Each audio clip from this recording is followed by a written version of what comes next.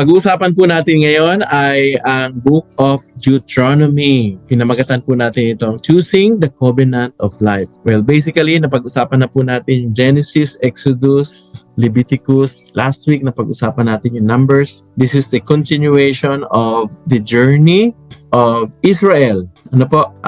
Dito po sa Deuteronomy, we are going to see actually a covenant that's set before the people of Israel by Moses from God. And he was actually encouraging everyone to choose the covenant of life. Ano po?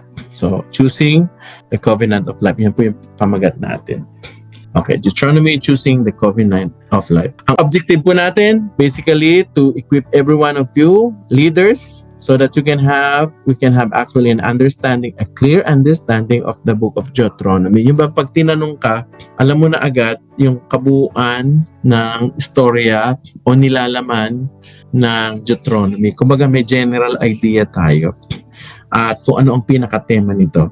Of course, we will also find out some practical application on every lessons that we will be learning. Okay? And how are we going to apply this? At the end po, wag po kayong umalis during the small group para malinang pa natin mapag-usapan kung paano natin i-apply on our discipleship, pagiging leader natin sa discipleship. Now, ito po ang overview ng Deuteronomy. Basically, ang Deuteronomy po from Greek word Deuteronomos, ang literal meaning daw nito ay second law. Bakit second law?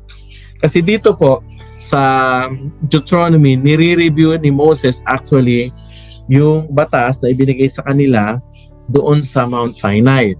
Siguro ang magiging tanong nyo, bakit nire-review? Well, this time actually, yung buong angka ng Israel ay nasa paanan na ng plains of Moab. Tanaw na nila yung promised land. Okay? And the people actually, this time, the people that were with Moses are actually the next generation or the second generation, yung original generation na nanggaling doon sa sa Israel, yung mga matatanda, nagkandamatayan niyan. So eto this is a very new generation. That's why Moses has to read again, sa buong congregation.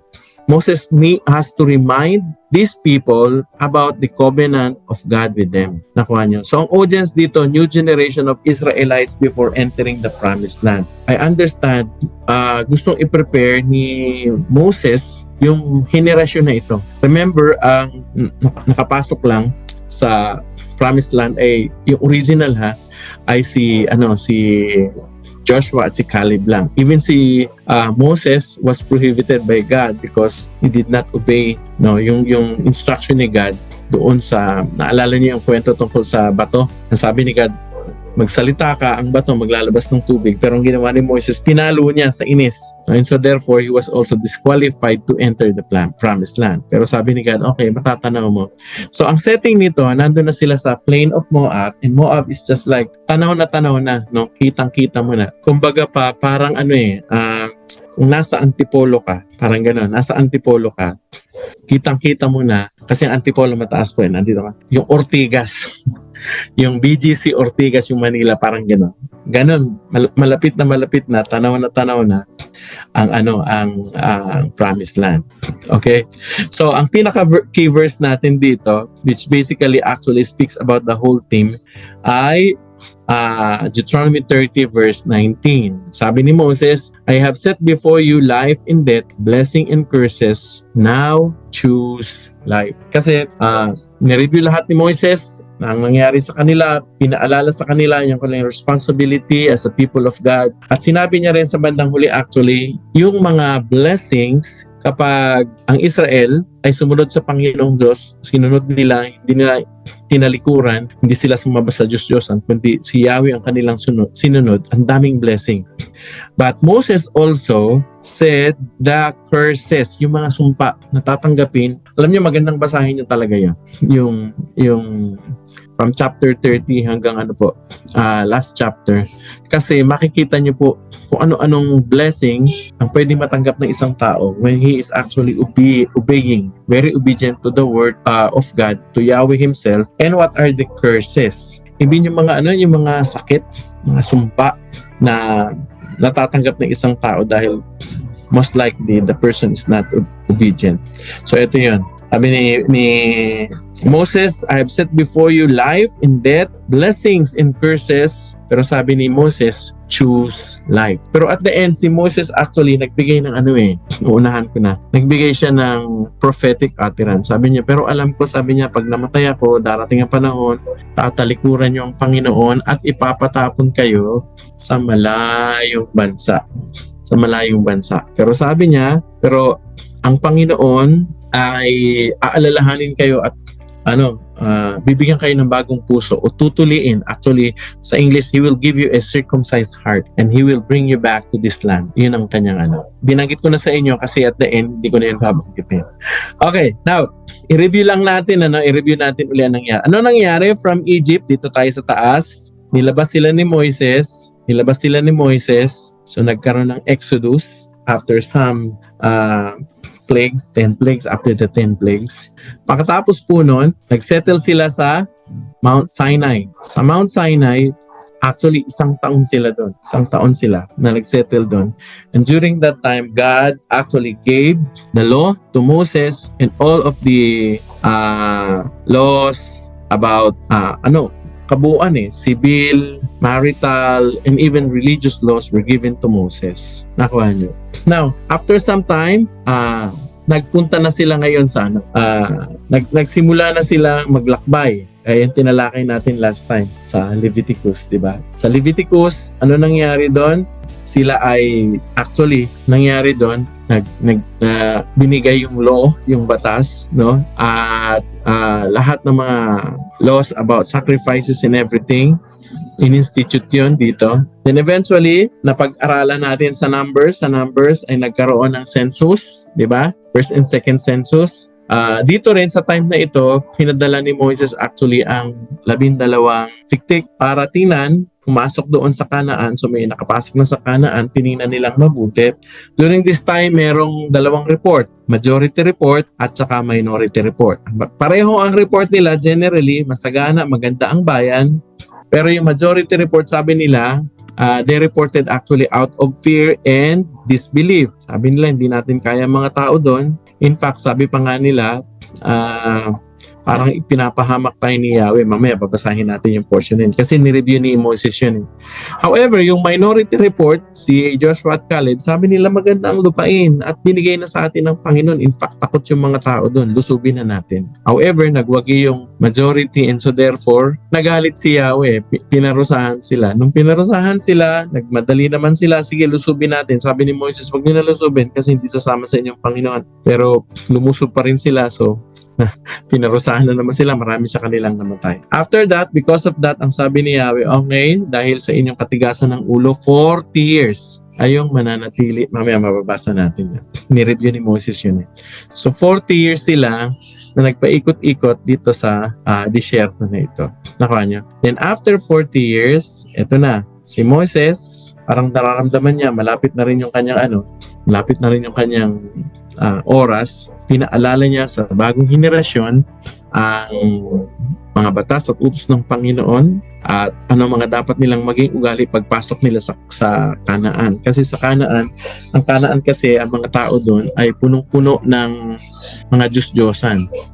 And after that, after paliwanag ni Moses yung mga bagay na yun, si Moses umakyat sa bundok, pinakita ni Lord sa kanya yung Canaan, then eventually, doon siya namatay. Okay? Now, tingnan natin yung, ito yung gusto kong ipakita sa inyo. Sa Numbers chapter 14, verse 32 to 34, ito yung,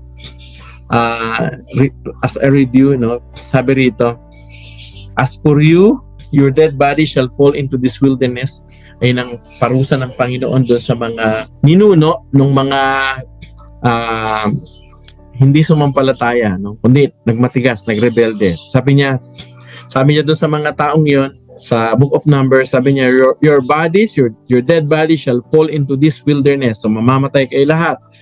Pero lang, of course, kay Joshua at saka kay Caleb. Sabi niya, and your children shall be shepherds into the wilderness for, napansin niyo, itong sabi ni God sa kanila, 40 years. So nagpaikot-ikot sila ng 40 years because of the rebellious heart, and shall suffer for your faithlessness, dahil sa kawalan ng pananampalataya, until the last of your dead bodies lies in the wilderness. Yun ang promise ni God, hanggang sa mamatay lahat kayo, according to the number of the days in which you spied on the land. Sabi niya, dahil 40 days kayong nag-spy, di ba? 40 years. Sabi niya, 1 taon sa kada araw, dahil hindi kayo naniwala.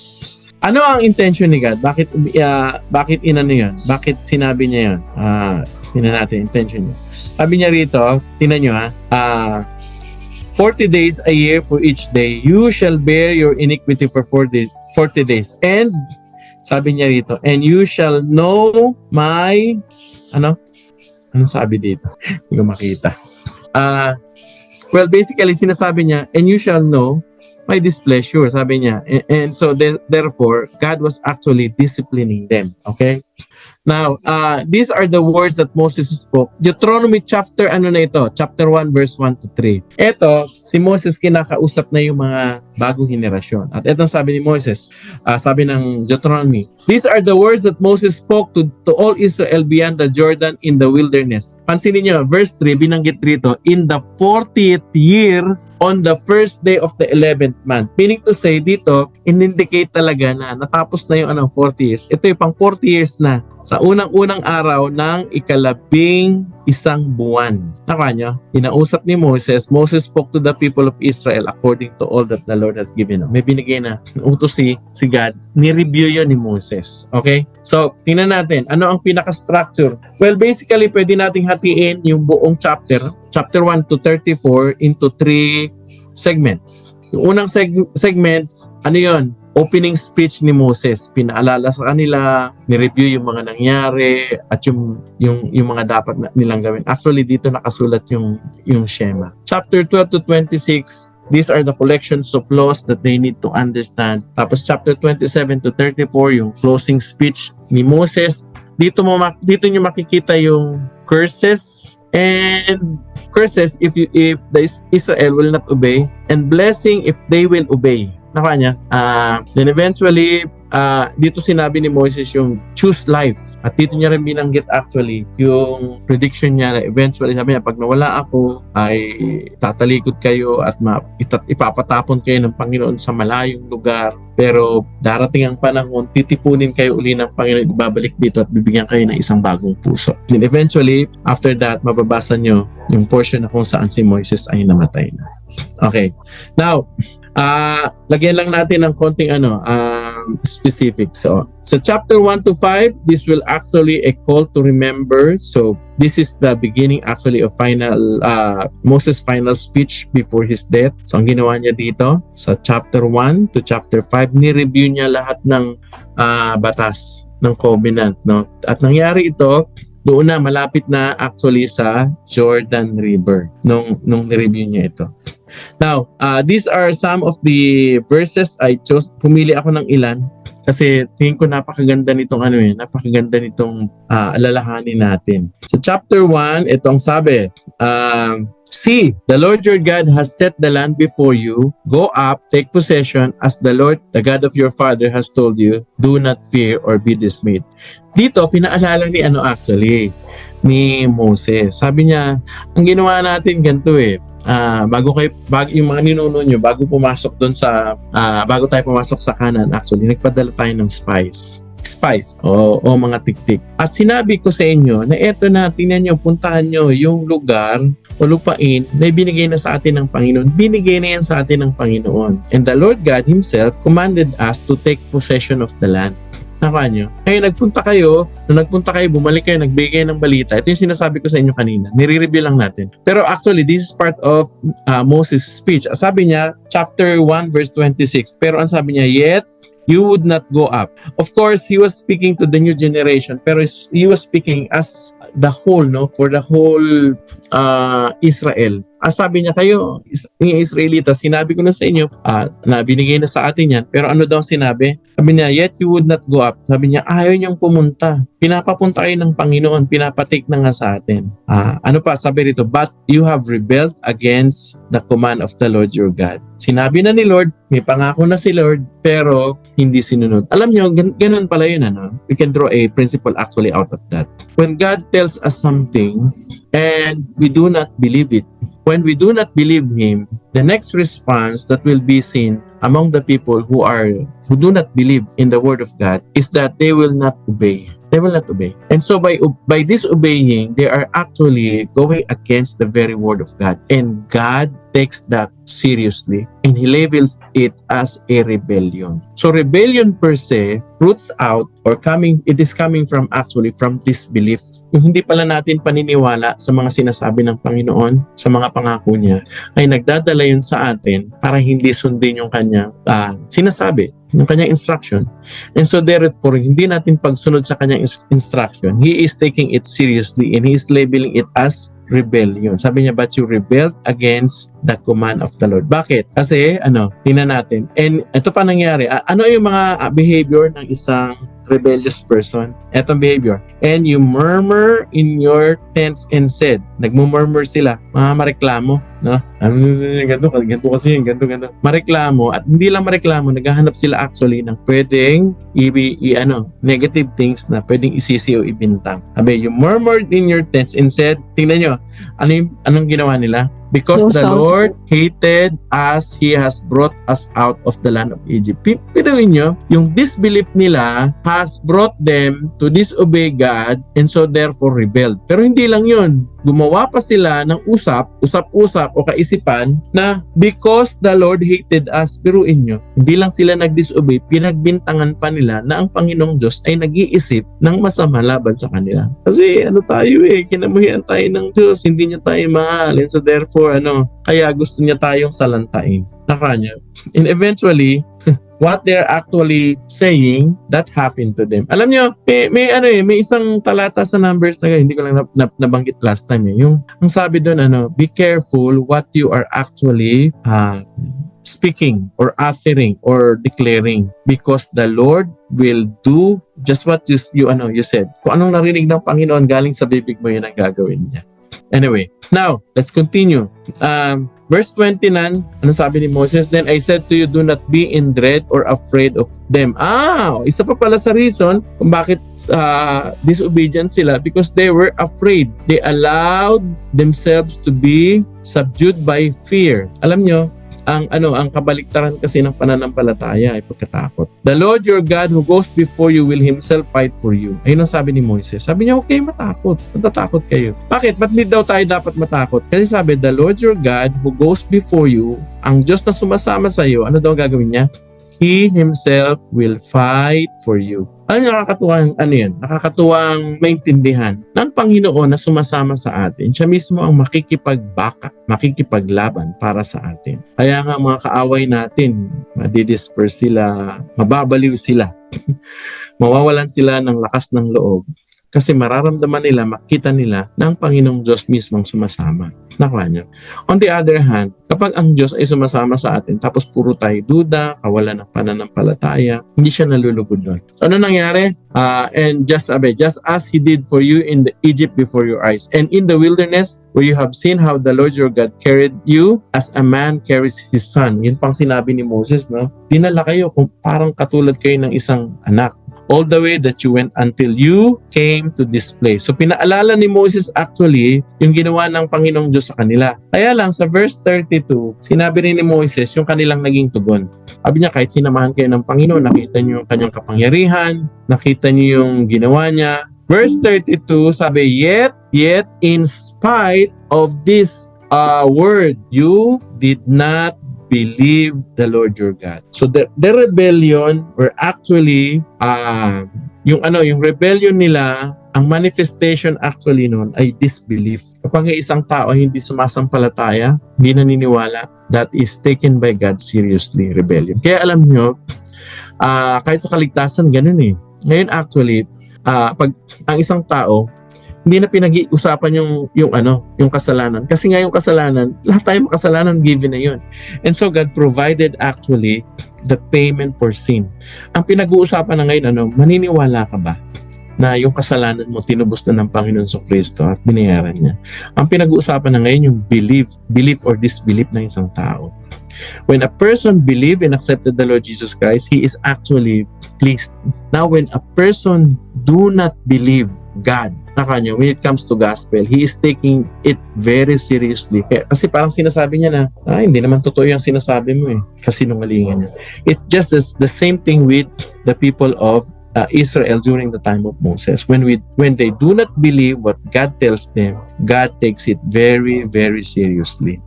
Okay, so from chapter 6, chapter 1 verse 6 hanggang chapter 4 verse 47, dito actually pinakita ni Moses yung mga failures nila, but at the same time, even though they have failures, si Moses ni-review yung faithfulness ni God sa kanila. Paano naging faithful sa kanila si God? They were victorious over the kings of the lands that they were passing through, kasi sinalakay sila eh. Naalala niyo si King Sihon, si Og, di ba? So therefore, after na ipaalala ni Moses ang mga ito, ang panawagan niya, sabi niya, sundin niyo ang Panginoon. Okay? Dito rin sa chapter na ito, sa mga chapter na ito, mababasa nyo, mayroong tinalaga si God na City of Refuge. At alam niyo, City of Refuge, ano yan? Kakaiba kasi ito yung mga lugar na kung saan, halimbawa ang isang tao, hindi niya sinasadya, nakapatay siya, nakadisgrasya siya. Normally, ang gagawin mga kamag-anak, hahanapin yung taong yun, papatayin din. Pero si God, nag-provide siya ng City of Refuge. Mga lugar na kung saan, pag nandoon yung tao, hindi siya pwedeng patayin. Ibig sabihin, protected siya. Protected siya actually ni Yahweh. And that is called the City of Refuge.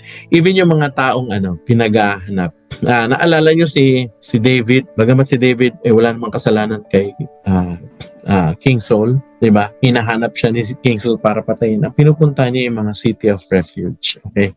Now, in chapter 4, verse 44 hanggang chapter 26, verse 19, ni-review ni Moses actually yung 10 Commandments at binanggit dyan yung Shema. Mamaya papakita ko sa inyo yung Shema. Sinabi niya rin sa buong sa chapters na yan, makikita niyo paulit-ulit laging sinasabi ni God, yung warning against idolatry. Sabi niya, papasok kayo sa isang lugar na kung saan ang mga tao doon, may mga sinasamba silang Diyos-Diyosan. At pakaingatan nyo na huwag kayong sumamba sa kanila, huwag kayong sumama sa kanila. In fact, ang kabilin-bilin na ni God, yung mga taong yun, pag pumunta sila doon para hindi sila makontaminate, papatayin lahat yung mga tao doon. At yung mga idols nila susunugin, wawasakin. Dito rin, mababasa nyo rin dito yung mga batas about festivals, yung tithings, tamang tithings. Dito nakakatuwa kasi ang tithes dito actually ay 10%, di ba? Pero alam niyo ba na ang Israel they were given actually a law na aside from 10%, may another 10% silang itinatabi. At yung 10%, yung unang 10% ibibigay yun sa temple. Yung another 10% actually ay pinapaipon ng Panginoon. Tapos ang reason kung bakit nila pinapaipon yun, kasi ang utos ng Panginoon, ibibigay yun sa mga mahihirap. Ang ganda, biruin mo, yung buong bansa, inutusan ng Panginoon na, oy, mag-save kayo. At yung mga sinisave nyo yan, another 10%, you are going to use that to help other people.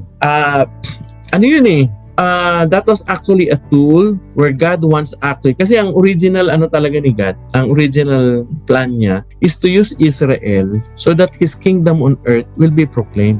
Ang Israel ang gagamitin niya para iproklama na mayroong isang totoong Diyos na dapat sambahin. And so therefore, ang mga tao kilalanin ng taong ito at ang kaligtasan matatagpuan lang talaga sa bayan ng Israel. Meaning to say, padadaanin sa Kanya, which is eventually, we know it in the New Testament, is Jesus Christ na Kanya. So, dito, binanggit din yung mga guidelines sa mga leaders ng Israel, even sa warfare, and of course, social justice, at binanggit na yung covenant, which is actually yung requirement niya talaga is to be faithful to the covenants. At yung covenants na binabanggit dito, kasi may covenants tayo kay God, di ba? Pero may mga covenants din between people. Nakuha nyo, halimbawa, sa asawa ko, may covenant kami. hindi lang yun, business partner, may covenant din yun. Nakuha nyo, ako bilang mamamayan, may covenant din ako sa bansa. Something like that. So nakasulat yun dyan. Now, ito yung Shema na sinasabi ko sa inyo. Tingnan natin. Napakaganda nito actually. This is going to help us also to live a life that is pleasing to God. Chapter 6 verse 4, sabi rito, "Hear, O Israel, the Lord our God, the Lord is one." Very famous ito. Ito yung sinasabi na si God, isang Diyos lang siya at wala kang na ibang makikitang Diyos maliban sa Kanya. Kaya ang sabi niya, ano ang requirement sa atin? You shall love the Lord your God with all your heart and with all your soul and with all your mind. Naalala nyo? Ni-review ito ni Jesus Christ sa New Testament, di ba? Sabi niya, anong pinakamahalagang utos? Ito yon, yung Shema. No, unang binanggit ito ni Moses actually. Sabi niya, Israel, ang Panginoong Diyos ay iisang Diyos. Kung kaya naman, sabi niya, mahalin mo siya ng buong puso, buong kaluluwa at buong lakas. Tama niya? So, sabi niya, and these words that I command to you today, you shall put it in your heart. Alam niyo, itong panawagan na Hear, O Israel, ayan yung pinaka-Shema. Ang original word here is Shema. Now, ang salitang Shema or hear, this is actually more than just listening yung, pwede kasi, pakinggan mo to. Pinakinggan lang natin, pinapasok sa tenga, pero pinalabas din sa kabila. Pinakinggan lang natin. Pero yung word na Shema sa Bible, yung sinabing, Hear, O Israel, yung salitang hear dito, hindi lang pakinggan, kundi attentively with all of your attention. Meaning to say, tanggalin mo lahat ng mga ginagawa mo, pagtuunan mo ito, pag-isipan mo, dito ka nakafocus, pakinggan mo yung sinasabi ng Panginoon, parang yung sinasabi niya. Nakanya. So, hearing actually, when it comes to what the Lord God is telling us, He actually requires us to intentionally and attentively, with all of our attention, listen to His very word. Why? Because it needs a response from God. And the response is obedience. Meaning to say, when God tells us something, He calls an action. He actually calling us to do something about it, not just listen. Nakuha nyo? Ganon actually ang attitude natin. Whenever we listen to preaching every Sunday, o kaya sa Bible study, or whenever we read the Bible, we read it attentively, we listen to the word with all intention, walang mga kaagaw, full attention kumbaga, very attentive, because you want to catch the very message of God with the intention to obey it right away. Yun yung Shema. Nakuha nyo? Tingnan natin yung mga karugtong niyan. So, verse 7, hindi lang natin ito pakikinggan, hindi lang natin ito gaganapin, yung utos ng Panginoon. Kundi sabi niya, meron pa tayong another, next level. This is the next level responsibility that God gave us. Sabi niya, you shall teach them diligently. Hindi lang pala natin ito pakikinggan, hindi lang pala natin ito gaganapin, hindi lang pala natin ito i-apply, kundi tayo rin ay inuutosan na ituro ito. Tama nyo? May next level. Pero you have to remember this, mga kapatid, ganito. Bago natin ito ituro, kailangan na i-apply muna natin. Bago natin ito i-apply, kailangan naintindihan natin mabuti kasi pinakinggan natin with all of our attention. How can you apply something that you do not understand? Tama nyo? Kaya maganda yung pagbubulay araw-araw, yung pagsasama-samang pag-aaral. At even sa small group, pag pinoprocess natin yung mga pinag-aralan natin, nalilinang lalo yung ating kaalaman, kaisipan, and so therefore, nagkakaroon tayo ng mas masidhing damdamin na ganapin, tuparin at sundin yung sinasabi ng Panginoon. Pero hindi natatapos dun sa pagsunod. May next level. Kailangan daw ituro din natin ito. Anino? Sa mga anak natin. Nakuha niyo? Sa mga anak natin. Of course, sino yung mga anak? Ngayon, ang application niyan, of course, ang unang mga anak natin, syempre, mga biological children natin. Ang unang ministry natin, mga kapatid, yung family natin. So, we have to teach our children. But aside from that, I should say, ito, gusto ko nang i-extend, yung spiritual children natin. Meaning to say, yung mga spiritual children natin, we have also to really disciple them. Sample. Halimbawa, pinakinggan ko, sinabi ng Panginoon, Matthew chapter 28, di ba? Go and make disciple. Tapos, preach the good news, yun sinasabi sa atin, di ba? Meaning to say, we have to share the gospel.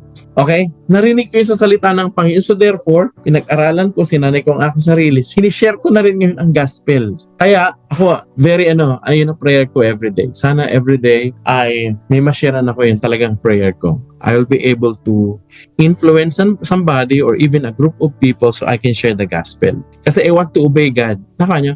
Pero hindi lang yon. Now that I know how to apply it, the next level is I will have to teach others or to train others to do the same.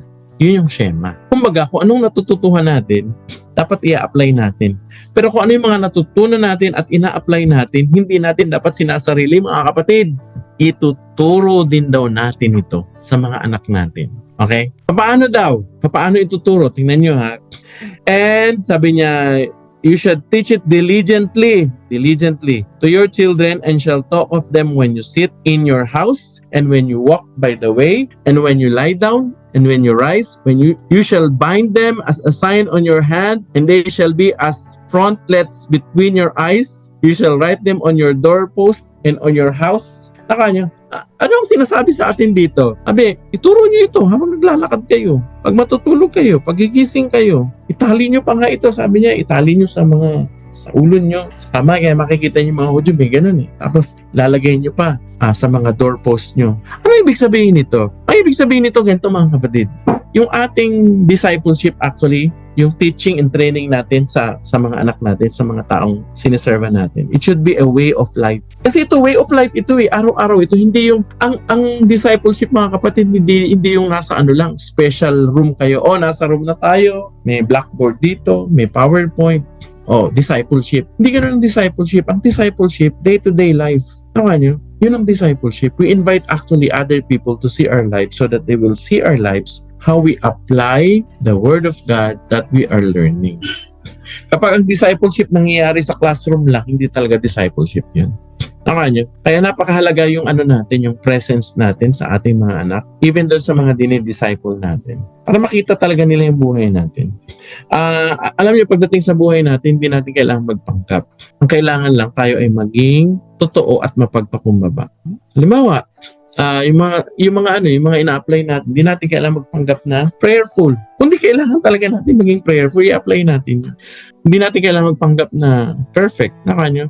Kailangan din aminin natin na nagkamali ako dito, and I'm still learning this, and I want to grow in this area of my life. Nyo? That's discipleship actually. Way of life. Verse 10, and when the Lord your God brings you into the land that He swore, ito na yun. Sabi niya, okay, chapter 6 na to. Chapter 6 verse 10. Pag pumasok na kayo doon, sabi niya, sa loob, doon sa lugar na dadalhan sa inyo ng Panginoon, pinangako, sabi niya, swore, pinangako mismo ng Diyos, kanino? Kay Abraham, Isaac, at Jacob, sabi niya, to give you with great and good cities that you did not build, and houses full of all good things that you did not fill, and cisterns that you did not dig, and vineyards and olive trees that you did not plant, and when you eat and are full. Ano sinasabi rito ng Panginoon? Sabi niya, ng Panginoon, pag dinala na kayo ng Panginoon doon at ang Panginoon mismo ang bibigay sa inyo ng tagumpay para ma-conquer yung buong land, pinangako na yun sa forefathers niyo pa. Sabi niya,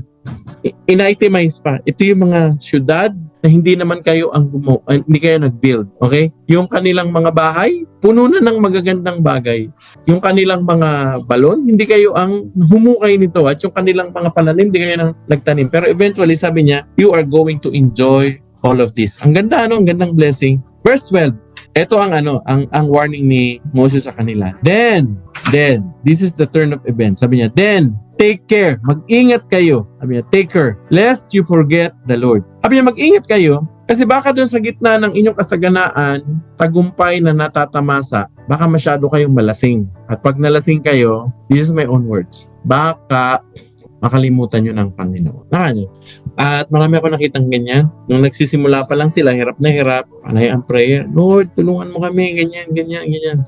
Siyempre naman si Lord, sumasagot naman talaga siya sa mga panalangin ng mga anak niya. So, nagbibigay siya ng tagumpay. Pero nung maging matagumpay na, nakalimutan ng sigan. Alam niyo, the same warning that Moses is actually giving us today. Sabi niya, mag-ingat kayo pag nandoon na kayo sa rurok ng tagumpay. Na-conquer niyo na yung mga pangarap niyo. At yung mga bagay na yun, hindi naman kayo talaga may gawa nun. Ang may gawa nun ang Panginoon binigay sa inyo.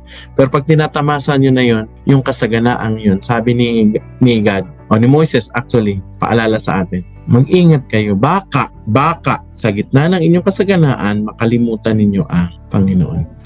May nagsabi mas marami daw ang mga Kristiyano na bumabagsak sa panahon ng kasaganaan kaysa sa panahon ng kahirapan. Naman yan. Kasi pag panahon ng kahirapan, mas kapit na kapit ka. Pero pag panahon ng kasaganaan, ang tendency natin, tumaas yung ere natin, tapos i-attribute sa atin kasi magaling naman ako akong pagtrabaho niyan, di ba? Sinipagan ko yan, talino ko yan. Pag gano'n ang attitude natin, sabi niya, be very careful kasi baka makalimutan natin na ang Panginoon pala talaga ang gumawa ng lahat ng yun, di ba? Talino, sino ba nagbigay ng talino? Si God ang nagbibigay ng insight. Connection, tao, sino nagbibigay ng connection? Si God. Lakas, si God. Kalusugan, si God. Lahat talaga.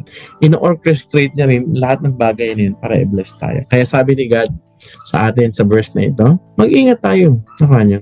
Verse 13, it is the Lord your God you shall fear. Yung fear dito, hindi dread, kundi reverence ito, pagkagalang. Him you shall serve and by His name you shall swear. So, Panginoon lang. Chapter 6 verse 14. You shall not go after other gods. Ito na yung sinasabi ko sa inyo. Yung central theme, laging sinasabi ni Yahweh, pag pumunta na kayo doon sa lugar na yon, mayaman yon, flowing with milk and honey. Sabi niya, wag ingatan yung mabuti na sumamba sa Diyos-Diyosan. Taka niya, you shall not go after other gods, the gods of the people who are around you. For the Lord your God in your midst is jealous God. Ang Panginoong Diyos ay siloso. Kapag yung mga tinatangkilik natin, ina-attribute na natin sa iba, hindi na kay God. Naku.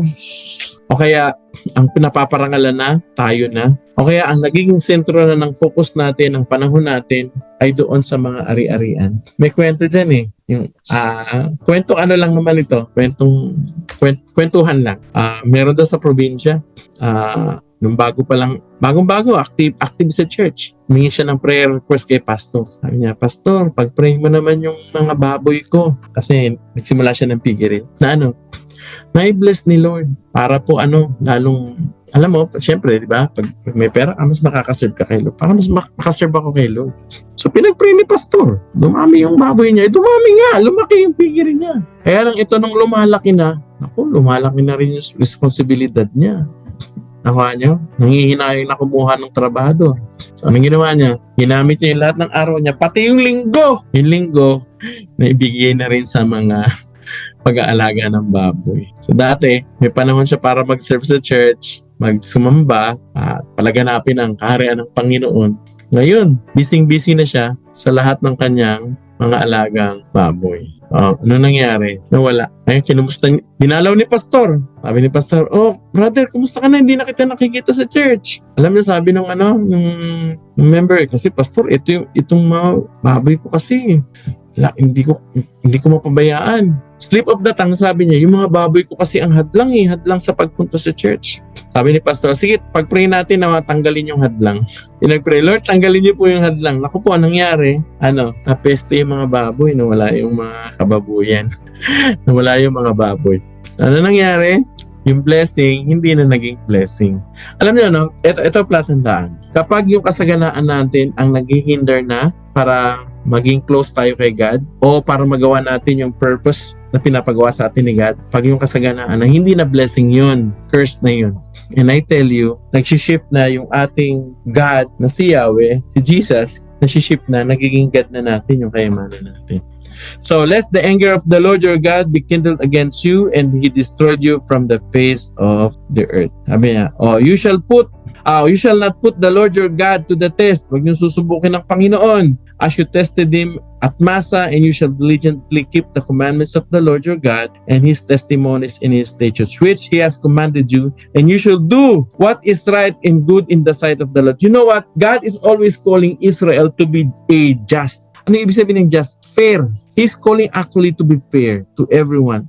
Pag mamumuhay kayo, hindi lang ang Panginoon, kundi yung relationship nyo sa Panginoon dapat nagre-reflect yun ng magandang relationship sa tao. Nakuha nyo, paano masasabi na isang tao maka-Diyos? Laging nasa church? No. Masasabi mo na isang tao maka-Diyos kapag siya ay nagiging makatao. kapag minamahal niya ang tao, pinaglilingkuran niya, and is living actually a righteous and fair life. Nakuha niyo? And you shall do what is right and good in the sight of the Lord, that it may go well with you, and that you may go in and take possession of the good land, and that the Lord swore to give you your fathers by thrusting out all of your enemies from before you, as the Lord has promised. So ano daw ang gagawin ng Panginoon? Tatanggalin ang mga kaaway, magtatagumpay sila sa mga kaaway nila. So, okay, chapter 27 to 30, it speaks about, eto naman yung mga ceremonies sa Gerizim at Ibal. Tapos dito binanggit yung blessing and obedience. Yan. Yung mga blessings, kapag sumunod ka sa Panginoon, ang curses at disobedience, mababasa nyo rito. Dito ko nabasa na may mga certain sickness pala, sakit. At yung sakit na yun, very particular, palatandaan na you are actually receiving curses kasi you are disobeying God. Tapos ang appeal dito ni Moses, choose life. Piliin nyo ang buhay at ang blessing. Okay? So final words, chapter 31 to 34, dito kinumission na ni Moses si Joshua kasi nararamdaman niya na hindi na siya magtatagal. Okay? So, kinumission niya na si Joshua at dito mababasa niyo rin yung song and blessing of Moses. And eventually, you will see, umakyat si Moses, pinaakyat sa Mount Nebo at doon namatay siya. Tapos yung kanyang katawan hindi natagpuan. Okay? Bakit kaya sa palagay niyo hindi natagpuan ng mga Israelita yung katawan ni Moses? Well, I have listened to some theologians. Maybe ganito daw nangyari. Kung natagpuan ng mga tao yung katawan ni Moses, most likely baka ginawa nilang preserve, nilagay sa isang lugar, ginawa ng statwa, and eventually that will become an idol. So therefore, a fall. Kasi grabe, great person, great prophet talaga si Moses sa kanila. And so God decided, okay, hindi niya matatagpuan kasi ayaw ni God na maging katitisuran pa yun ng Israel eventually. Now, so as a whole, mga matutunan natin sa buong libro? Well, you will see the covenant of loyalty and love for God. God is always calling for Israel to be loyal and to love Him with all their heart, mind, and soul. Bakit kaya ganun ang lagi sinasabi ni God? Parang ang ilan sa atin siguro isipin, parang egocentric naman si God, naka sa kanya. Bakit ganun? Well, kasi yun ang kailangan natin eh. Did you notice kung sino yung mahalaga sa iyo? Kung sino sinasamba mo actually, nagiging kamukha mo. When we actually love God with all of our heart, soul, and strength, we imitate Him actually. So it is just good and right for us, to really focus on God. Siya lang talagang sambahin natin. Okay? We will also learn from the book of Deuteronomy that obedience brings blessing, of course. And we are also taught that we have to prepare the next generation. So hindi lang tayo ang nag-aaral, nakikinig ng salita ng Panginoon, hindi lang natin ito ina-apply, pero tinuturuan din tayo na turuan yung mga anak natin. Then actually, that was exemplified by Moses. Si Moses, bago siya namatay, meron siyang prepare, meron siyang inihandang Joshua. Kumbaga, may leadership transition. Pag-isipan niyo itong mabuti. Ano sa palagay niyo nangyari? Kung si Moses bigla na lang namatay na si Aaron, si isa pa niyang kapatid, di ba?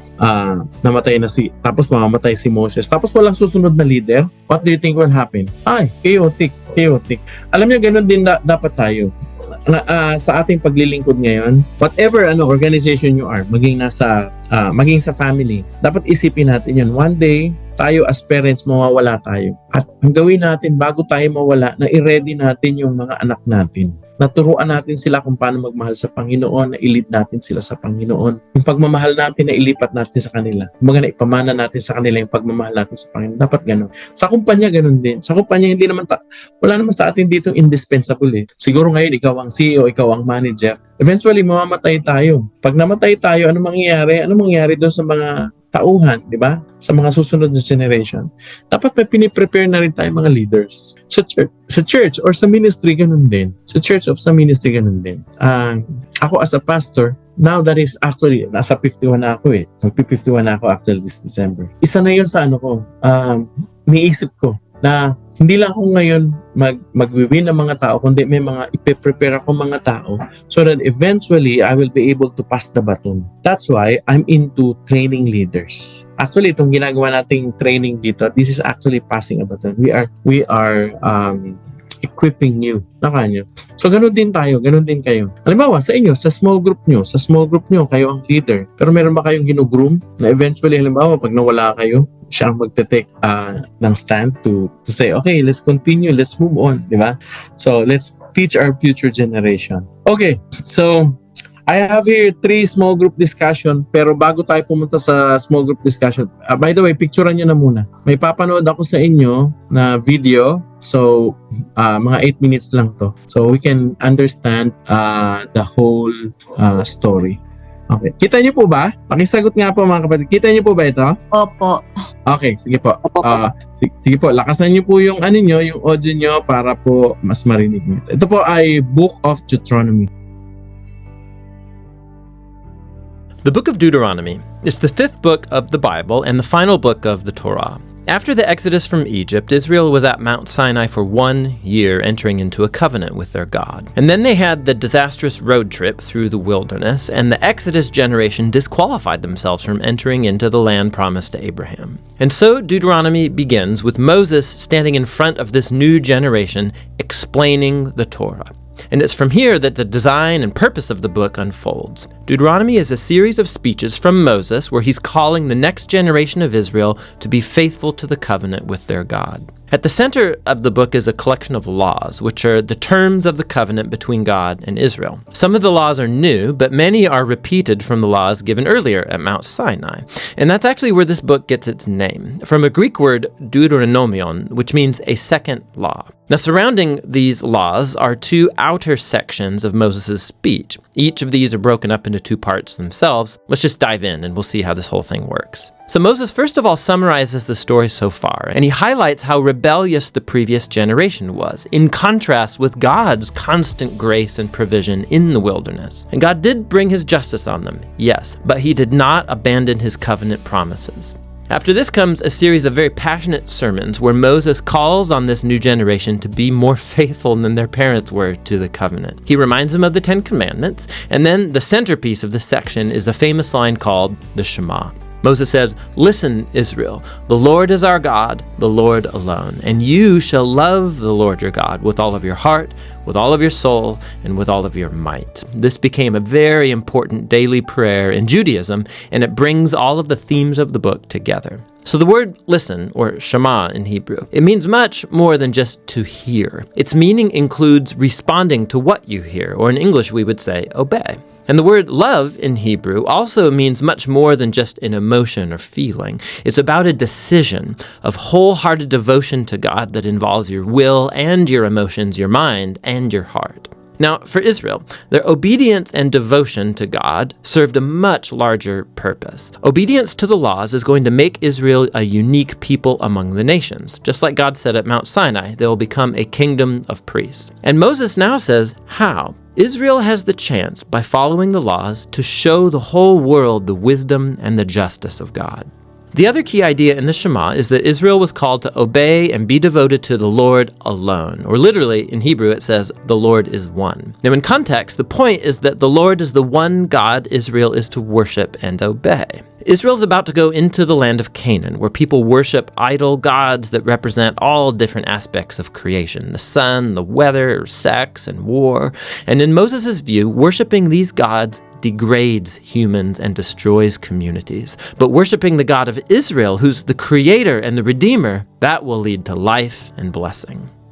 And so we come to the large collection of laws at the center of the book. And they're roughly arranged by topic. So the opening section is about Israel's worship of their God. They were to have one central temple where one God would be worshipped. And also, God was to be worshipped in Israel's care for its poor. So for example, all Israelites were to set aside 1/10 of their annual income to be given to the temple, but another 10th was to be set aside every 3 years and given to the poor. And these are the kinds of laws that put Israel on the cutting edge of justice in comparison to their ancient neighbors, and it was all bound up with their worship of God. The next section outlines the character qualities of Israel's leaders. So the elders, the priests, the kings, these were all placed under the authority of the covenant laws, which God said that he would enforce by sending prophets to keep the leaders accountable. So in contrast to Israel's neighbors, where kings were thought of as divine and a law unto themselves, Israel's leaders were subordinate to the law and the prophets.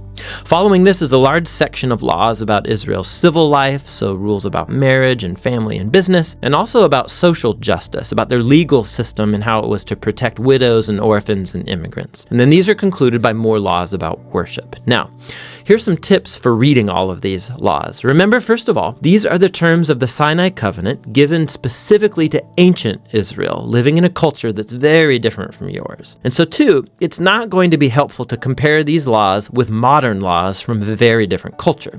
Rather, these were given to set Israel apart. And so we need to compare these laws with those of Israel's neighbors, like in Assyria or Babylon. And when you do that, all of a sudden laws that seemed harsh or bizarre become much more clear. You see that God is pushing Israel to a higher level of justice than was ever known before. And so finally, try to discern what core principles of wisdom or justice underlie any particular law, and you'll discover some really profound things. So here's an extra credit assignment. Go see how Paul the Apostle does this very thing in his first letter to the Corinthians, chapter 9, verse 9, and he quotes a law from Deuteronomy chapter 25, verse 4. It's really interesting. So back to Moses. After he goes through all of the laws, he issues a final challenge that Israel should listen to and love their God. He first issues a warning and an ultimatum. If Israel listens to and obeys their God, everything's going to go great, lots of divine blessing. But if they don't listen and rebel, famine, plague, devastation, and ultimately exile from the land. And then Moses forces a decision. He says, "Today I set before you all life or death, blessing or curse, goodness or evil. So choose life by loving the Lord your God and listening to him." But then Moses says this. He says, "I know that after I die, you're going to rebel and turn away from God and end up in exile." Which is kind of a downer, but then again, he's been with these people for decades, and it becomes clear that his hopes are not very high. But all is not lost, Moses says. One day, when Israel is sitting in exile, at any point, Moses says they can turn back to their God, who will, in his words, circumcise your hearts so that you may love him with all your heart and soul and live. Now, this is a vivid metaphor that's saying something is fundamentally wrong with Israel's heart. It's stubborn and hard. And it's the same thing wrong with the heart of all of humanity. This is going all the way back to the rebellion in the garden. Humans seized autonomy from God. They wanted to define good and evil for themselves, and they ruined God's good world as a result. But one day, Moses says, God is going to do something to transform the hearts of his people so that they can truly listen to and love God from the heart and be led back to true life. And this is the promise that gets picked up by the later biblical prophets, Jeremiah and Ezekiel, the hope for a new heart. So Moses ends his speech with a poem of warning and then of blessing, and then he walks up onto a mountain and he dies. And so the Torah draws to a close. All of the major plot tensions of the biblical story are in place, but left totally unresolved. So when is the descendant of the woman going to come and defeat evil? Or how is God going to rescue the whole world and bless all nations through this family? And how can God's holiness be reconciled with people who are continually rebellious? And how is God going to transform the hearts of his people? You just have to keep reading to find out. But for now, that's what the book of Deuteronomy is all about.